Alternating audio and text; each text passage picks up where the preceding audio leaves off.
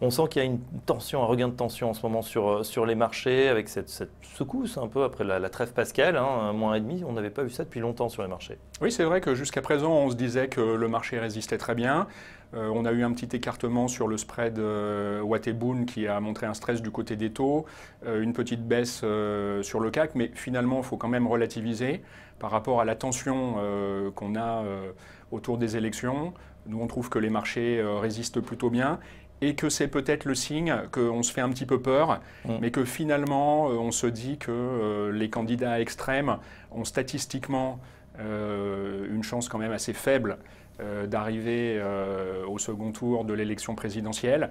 Et on sait aussi qu'à la fin du second tour, tout ne sera pas joué, puisqu'il y a les législatifs qui suivront, et que c'est au moins aussi important que les élections présidentielles. Ouais, sauf que quand on dit voilà, les partis de l'extrême, c'est vrai que 2 sur les 4 derniers, qui sont dans un mouchoir de poche, hein, c'est ce qui inquiète aussi. On a l'impression que les écarts sont en train de se resserrer. Et puis bah, voilà, c'est aussi le scrutin universel. On va voir hein, ce qui sort des urnes. Les marchés donc inquiets. Une inquiétude qui est quand même contrebalancée par les bons chiffres économiques.